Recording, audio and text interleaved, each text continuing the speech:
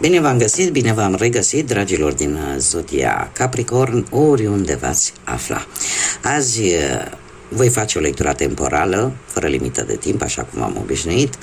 Așa că, dragilor, toți cei care aveți Soarele, Luna, Venus, Ascendentul sau oricare alt aspect astral important pentru voi din harta voastră natală, atunci această lectură este de asemenea și pentru voi.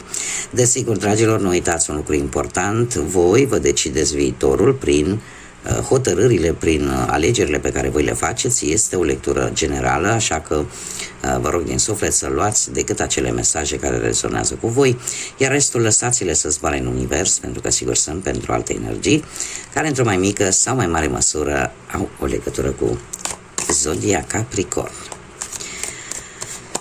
Așa că, dragii mei, haideți să vedem care este situația actuală pentru dragii mei din Capricorn sau cu legături importante cu această zodie.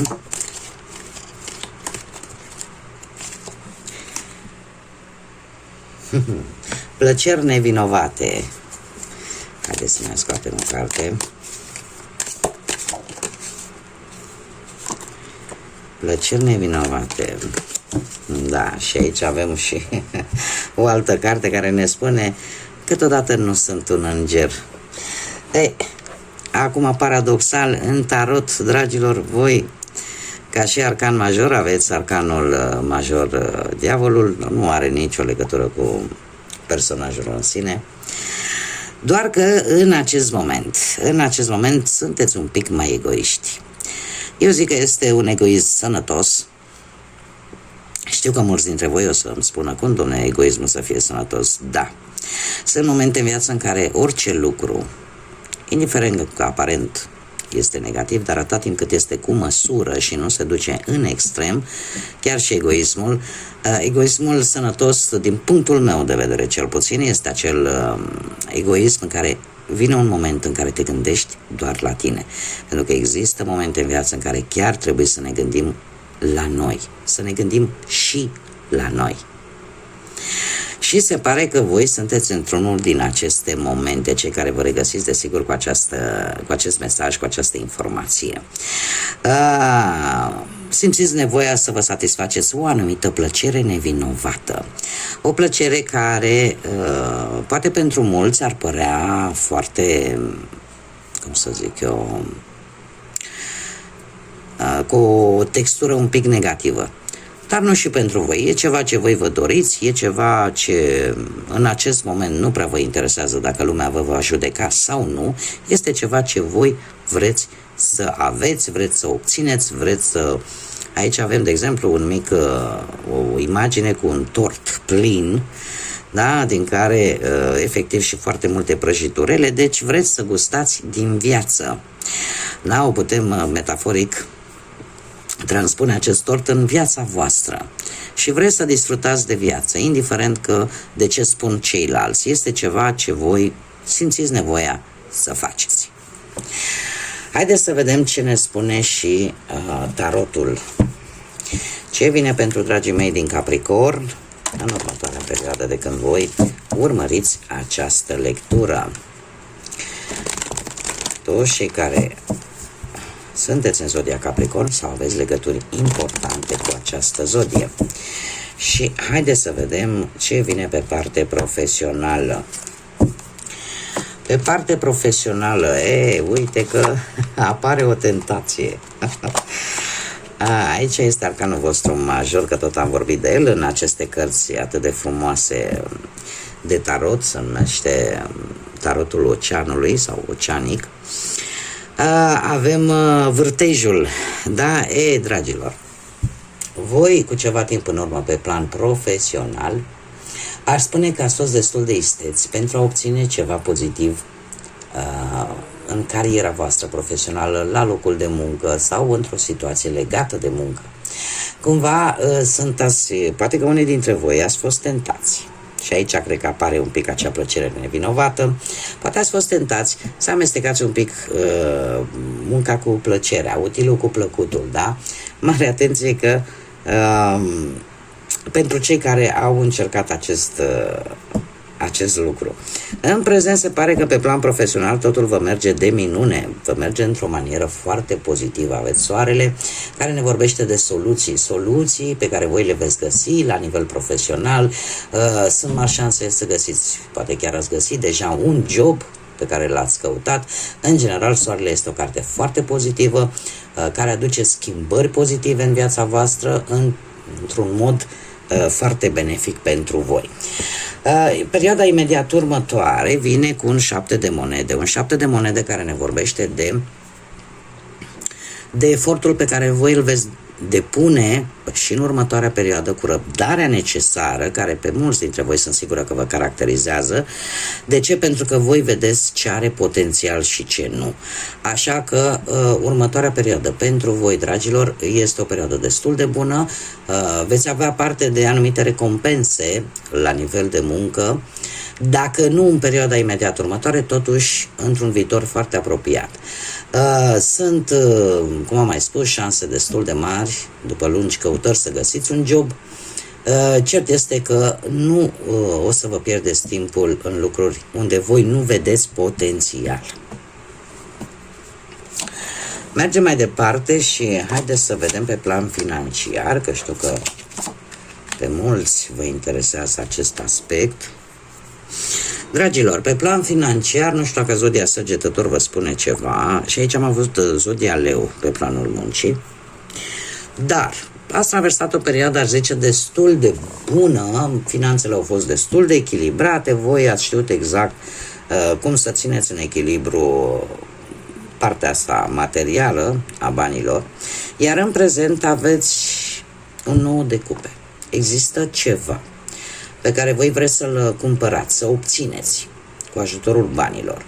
Acest 9 de cupe îmi vorbește tare mult de posibil o lovitură de noroc, pe care unii dintre voi poate chiar în acest moment o aveți. Ori că ați recuperat poate o anumită sumă de bani, ori că ați avut un câștig spontan, total neașteptat. Cert este că sau ați reușit să rezolvați o anumită problemă financiară. Totuși, haideți să vă spun un lucru, că știți cum e, că nu e mereu lapte și miere. Următoarea perioadă pentru voi vine cu un 5 de spade, care ne vorbește de un conflict cu o persoană, cu o energie, care are legătură cu banii și care va, cum să spun eu, va fi o luptă în care nimeni nu va ceda la început. După care, cineva la sfârșit va avea de pierdut. Ce ar fi de spus? Cred că e o carte care, sinceră să fiu, mie niciodată nu prea mi-a plăcut, dar cine sunt eu? Îmi fac datoria decât să o descriu, să vă spun ce simbolizează ea. Acești 5 de spade este cartea în care nimeni nu câștigă, în care într-adevăr apar conflicte, apar tensiuni, dar cumva e posibil ca persoana respectivă să te lase oarecum aparent, să câștigi în ceea ce privește o anumită situație legată de bani, dar tu vei pierde pe termen lung, pentru că va fi o falsă victorie. Acum, de ce spun eu că nu prea îmi place cartea asta? Pentru că indiferent cine câștigă sau cine pierde, cumva, de fapt, trăgând linie, nimeni, de fapt, nu are nimic de câștigat. E vorba de o răzbunare aici, posibil. O răzbunare care nu știu dacă merită prețul plătit și care are legătură cu banii. De asemenea, mare atenție la cheltuieli. Nu cheltuiți pe lucruri care nu vă sunt total necesare. Și e posibil ca unii dintre voi să se gândească să vândă un anumit obiect pe care voi considerați că nu mai îl folosiți sau nu mai vă este de folos. Trecem la viața sentimentală. Viața sentimentală, pentru cei care sunteți deja într-o pereche. Dragilor, voi se pare că nu sunteți tocmai, cel puțin energia care mi-au surprins-o mie cărțile în acest moment, nu sunteți în cea mai bună formă. Cu ceva timp în urmă, nu foarte de mult, ați avut parte de un 3 de spade, ați avut parte de o durere emoțională foarte puternică. Discuții, secrete, neînțelegeri, o decepție. Cumva relația s-a pus un pic pe muchet de cuțit. Unii poate chiar ați vorbit de divorț, de rupturi, de separări. Totuși, în acest moment, se pare că responsabilitatea rezolvării problemelor în relația voastră cade fix pe voi. Pentru că avem un 10 de bâte, un 10 de bâte care îmi vorbește de o foarte multă luptă pentru a salva relația pe care voi o depuneți. Poate chiar în acest moment. Acum, trebuie să vă spun un lucru.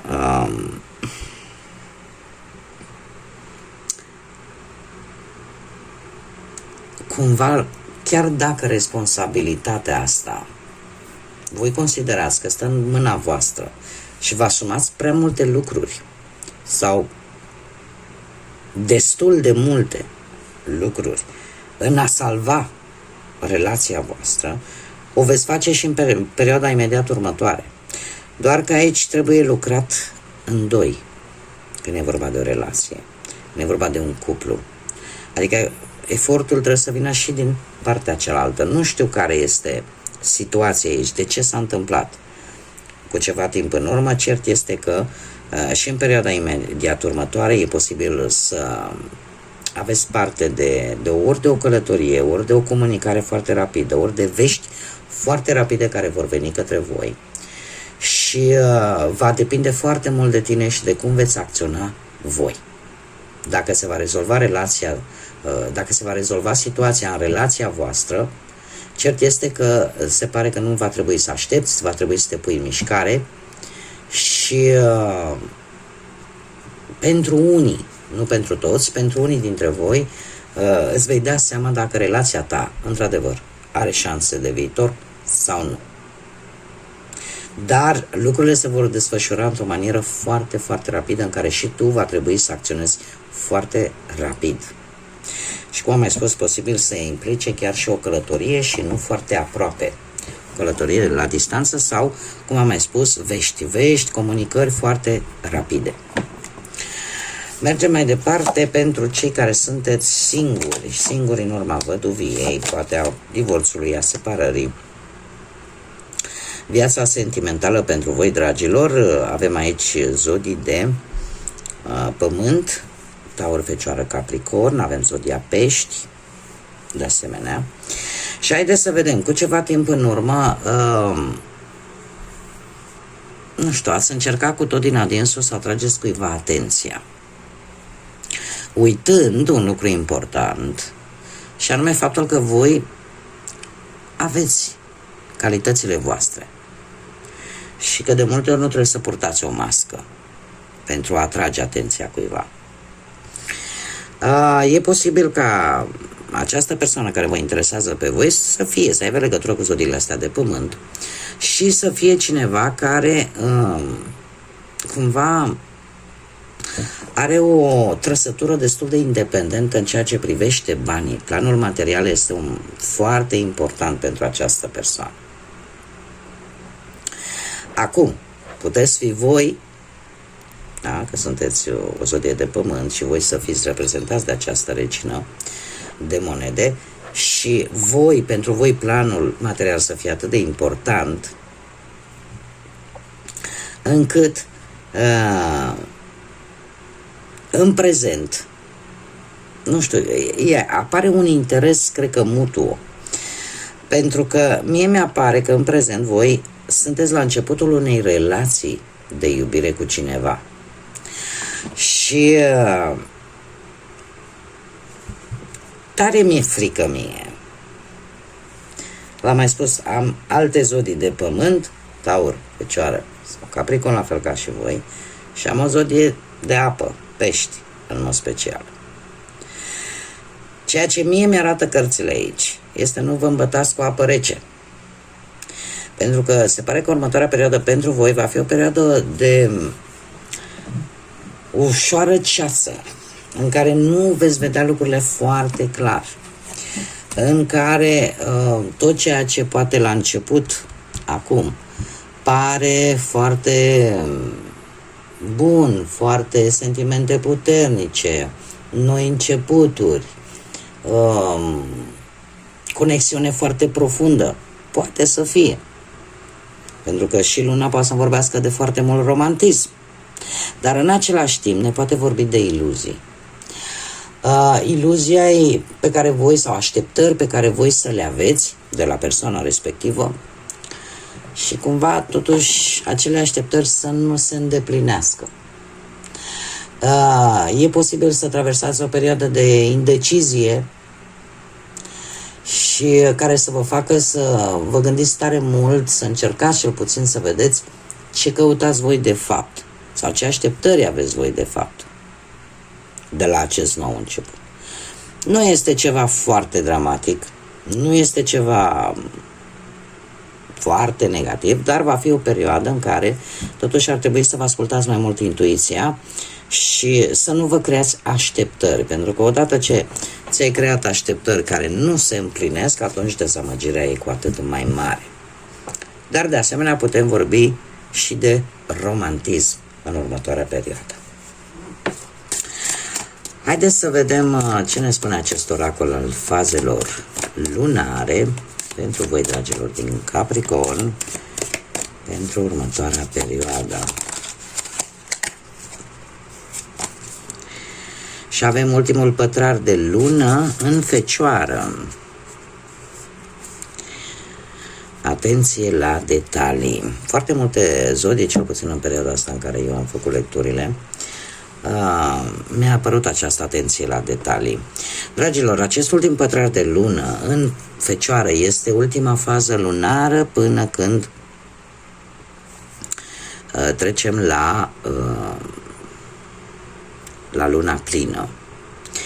Faptul că ți se recomandă să aplici un pic caracteristicile unei alte zodii de pământ, la fel ca și voi, anume a Fecioarei, asta mie îmi spune că ar trebui să, într-adevăr, să fiți foarte atenți pe un anumit lucru, pe un anumit studiu, pe o anumită situație.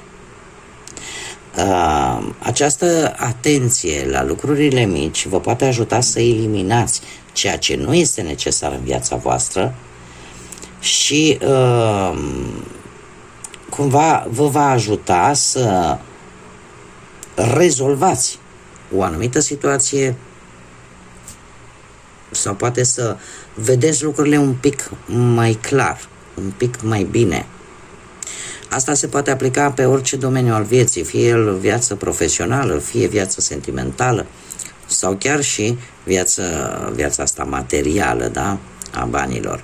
Deci, atenție la detalii. Nu treceți cu vederea foarte repede peste anumite lucruri care aparent nu au importanță, pentru că ele își vor dovedi importanța poate un pic mai târziu. Haideți să vedem și ce ne spun aceste zaruri astrologice, ce vine pentru dragii mei din Capricorn în următoarea perioadă. Și avem casa a doua, avem zodia Scorpion și da, îl avem pe Neptun. Dragilor, casa a doua. Casa a doua ne vorbește de finanțe, de resurse, de ceea ce voi aveți în posesiune, în valorile voastre, nu știu, ceea ce voi dețineți. În general ne vorbește exact de ceea ce vă interesează pe voi, de obicei, da? Ceea ce dețineți voi, indiferent că e vorba de moșteniri de proprietăți, de bani, de bunuri de valoare. Avem Neptun, care, așa cum bine am văzut și cu luna aici, este guvernatorul zodiei Pești, iar Neptun ne vorbește despre iluzii,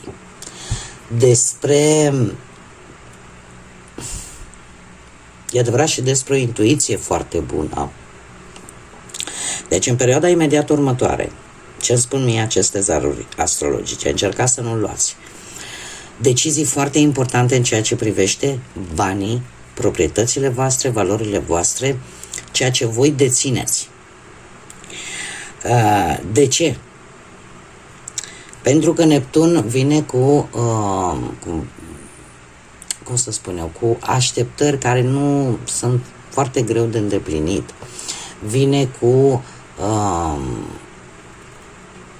cum să spun eu, cu situații care nu duc nicăieri, care n-au nicio legătură cu realitatea.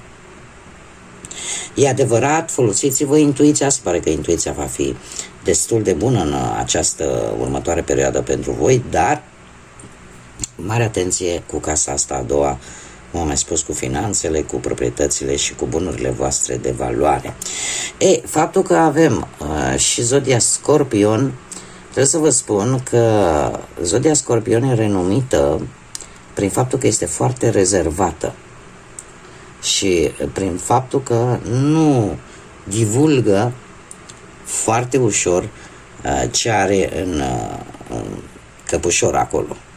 Și probabil că ar trebui să împrumutați cumva aceste caracteristici. Să lăsați un pic, posibil ca un adevăr important să iasă la iveală, dar trebuie să fiți atenți. Trebuie să fiți atenți și să încercați, cum am mai spus, nu luați decizii importante în următoarea perioadă. Încercați pe cât se poate să ori să le amânați. Zodia asta a Scorpionului, în general, ne vorbește de foarte multă regenerare. Are o capacitate extraordinară de a se repune pe picioare. Lucru care și pe voi vă poate ajuta. Dar încercați, așa cum am văzut și în lectură, să țineți anumite lucruri pentru voi, da? Și să nu mai dați așa sfară în țară toate planurile pe care voi le aveți sau pe care vreți să vi le realizați. Bun, dragilor, cam atât am avut pentru voi. Eu vă mulțumesc frumos pentru atenție, pentru like-uri, pentru distribuiri, pentru comentarii. Sunteți minunați și, desigur, le urez bun venit tuturor celor care de curând s-au abonat la acest canal. Până data viitoare, când ne vom reîntâlni la o nouă lectură, eu vă doresc să aveți parte de cât mai multă energie pozitivă, de cât mai mult echilibru, istețime și, desigur, de echilibru cât cuprinde. Așa că, dragii mei, până la următoarea lectură, ca de obicei, să fiți iubiți!